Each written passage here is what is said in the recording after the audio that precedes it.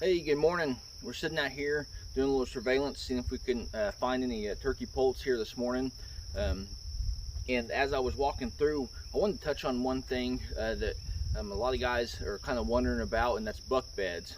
I wanted to kind of walk through the strategies in which we use to identify where those bucks are bedding at.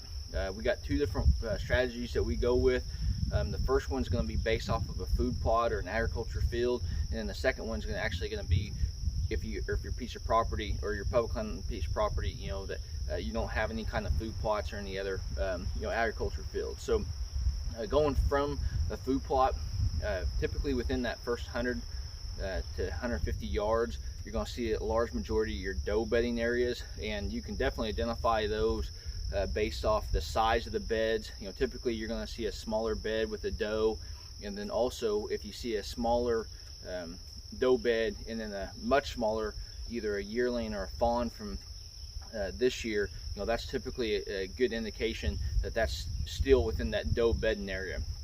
And then if you continue to progress through that woodlot or the field or wherever your guys are rolling with, you'll start seeing some of your rub lines, and now you're going to start getting into the whole situation of you're getting closer to where a buck is going to be bedding at. So definitely keep in mind, typically bucks won't bed together like a doe, a doe herd will. But as soon as you hit to that rub line, then start looking out there. If you're up on the ridge top or any kind of a flat, look for high advantage points, because a buck's typically going to be sitting up there, want to have a full view, and that works out very well for his benefit, not necessarily ours. But those are definitely good avenues, starting points. And then getting into the whole, if you don't have an agriculture field, it can start getting much harder because you're not really isolating one particular area.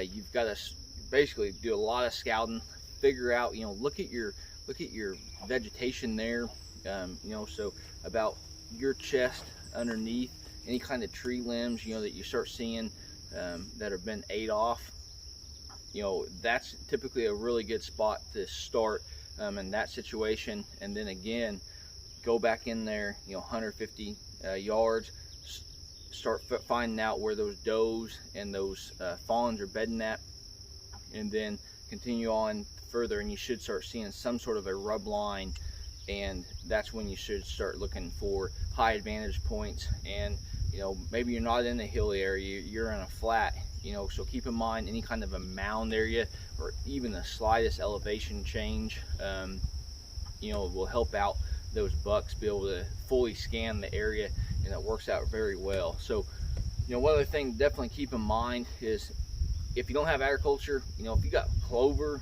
any kind of field, it's definitely a good starting point as well. So hopefully this helped you guys out. Like always, hopefully you guys are getting out there in nature, and best luck on your upcoming hunt.